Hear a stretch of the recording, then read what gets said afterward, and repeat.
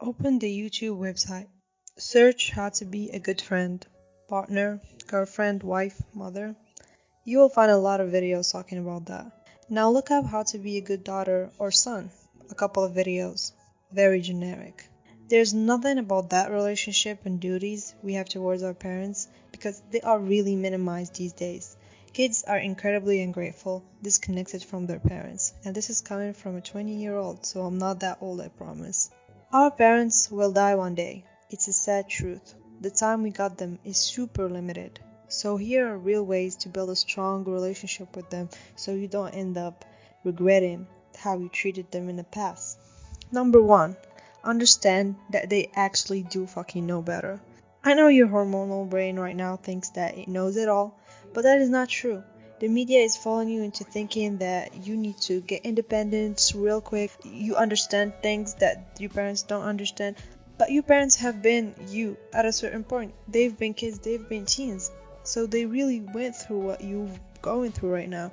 So if they tell you that this is gonna pass, if they tell you this is temporary, if they tell you this friendship is toxic for you, this boyfriend, this girlfriend is not good for you, most of the time they're right. The media tells you that you should go after the love of your life, after friendships, defy your parents to do so. Most of the time, it is really a good idea if you're a kid, if you're a teen, if you're below 18, to just listen to what your parents are telling you, because they really know better. If they warn you about friends, I don't feel good about that person. That girl is sketchy, that boy is sketchy. Why do you think they would do that? You think that they're gonna gain anything by fucking limiting you into someone who has no friends? They really want you to have friends. I'm talking obviously in the case of very healthy parents. They want you to have friends, but they just want to protect you. They want you to have the good kind of friends. They want you to have healthy friends who will make you grow and learn. All you hear from people these days is, my parents are toxic, my parents are this or that, they're abusive, they're this and that. There's absolutely no focus on the positive side, and this will backfire once you become a parent. You will realize that it is really, really hard to have your kids be grateful for whatever you're doing for them. Number two, help them whenever you can. Today, in this modern age, parents are usually both working. So they're both working, they both have to do chores, they both have to be home at a certain point, and they have to take care of themselves and each other. You need to help a little bit. If your mother asks you to clean your room, just fucking clean the room. How hard could it fucking be? Clean the room, help with the dishes, help with cooking, take the trash out, take your younger sibling to school, help your younger sibling with homework, especially that one, because that will be in another part of being a good sibling. But yeah, help your fucking sibling with your work. You've been there. You know how hard it is to learn, especially if your parents are gonna do that. If your parents are gonna end up teaching your fucking sibling, they're gonna probably get angry with them. They're gonna probably not understand them as well as you understand them because you're closer in age. So try to help your siblings.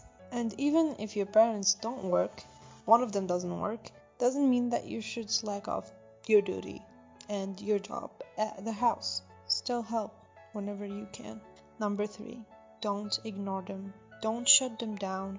Keep them close. Share stuff with them. Don't just get inside after school, close your bedroom door, and never get downstairs until it's dinner time, or never actually speak to them, or eat your dinner in your room. That's a bad one. Why don't you just sit with them, talk to them? If you have a problem, rant to them. Talk to your mother, talk to your dad. Most of the times, they really do have the solution to your problem. You just don't want to listen to that. You don't want to hear that. Try next time. Try to understand through whatever language they're speaking. Try to decipher what they're trying to say. You guys might not speak the same slang, the same language, but you both have been, and are kids, been teenagers. They know what they're talking about. Try to be their friend. Don't shut them down from your life completely. Sometimes, if you think your parents are open-minded enough to hear you talk about your partner, hear you talk about your friends, maybe you can even ask for advice from them. Number four, spend quality time with them. Don't just spend time with your parents that is mandatory. Don't just eat with them, get with them in a car when you're going to school. Have some quality time. Think of activities to do together. Think of things you have in common. Maybe your mother is into cinema, maybe she's into movies, she's into series. You can look up some movie or some TV series that you both would enjoy and watch that together. You will not waste your time because you're gonna be watching something that you're gonna like, and she will feel like you guys got closer, She's heartwarming. If your dad is into sports, you can just go out with him, watch a baseball game together, football game together. Okay, maybe your dad is not into sports. Maybe your dad is into mechanics. Maybe he likes to fix cars. Stay with him when he's trying to do that. Like, try to learn from him. Try to ask him about things. Or let's just say you want to have a nice conversation with them. You want to go out with them and for a nice coffee or for ice cream. Go out with your parents and start asking them about their childhood. Start asking them about how it was like being in the 90s, 80s, 70s if your parents are that old. You're gonna feel way closer to them, and you're gonna learn so much about an era where you weren't there to witness. Finally, number 5. Don't rush into leaving your home nest.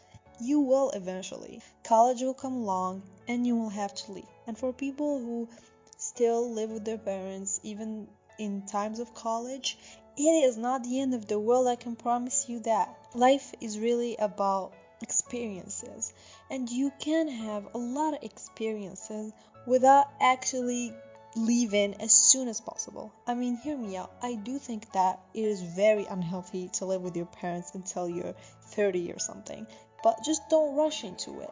Don't be someone who's 16 and is really eager to leave the house. Stay as much as you can with your parents, with your siblings, with the home life, with the fact that you have support system, that you have people you can watch the TV with, people you can just sit with and feel like you're not really lonely in this fucking world.